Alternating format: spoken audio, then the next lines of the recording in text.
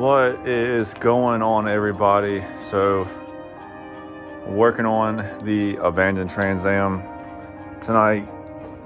Finally got some super nice shop lights hung up, but I'm working on getting the radiator out, the AC condenser out, working on getting all that stuff off. I'm trying to save it, then get everything off here, so we can drop the motor out to the bottom. But first, I'm gonna see how locked up is it. So just stay tuned, and I'll come back after the radiator's out. So I totally forgot that these cars had power steering coolers on the top radiator hose, and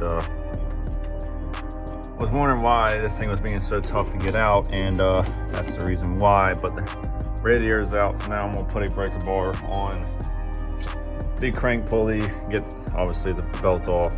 That's trash, but get that off and see how locked this thing is, because now for the inspection, there's two spark plugs over here that have been out for 10 years. So we shall see. But coming along nicely. So yeah, she's pretty nice and freaking tight, as you can tell both ways. She's on there pretty good, as you can tell. So back to the original plan of pulling this whole motor out.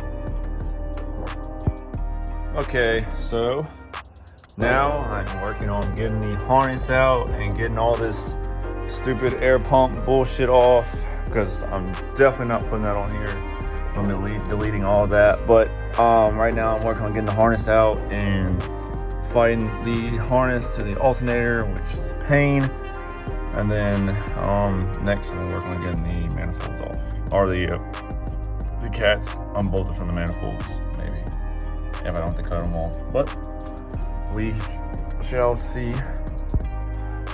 So update, coil packs are off and they fought the hell out of me, and I'm also bleeding on my intake. So I have someone here to help me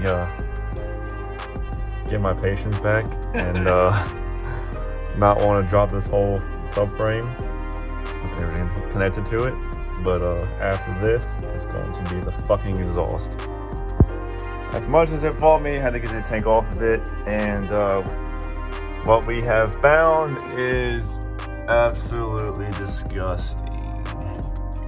I mean, obviously there's gas down there, but that's funky. Well, to end the video off, got the manifolds off. That one's still hanging there. I got tired of fighting with it, trying to get the harness out. I'm gonna call it. It's getting late tonight, but got a lot done. So next time I'm out here, I can definitely be able to pull the motor and trans out of this car. Yeah, but upon further inspection,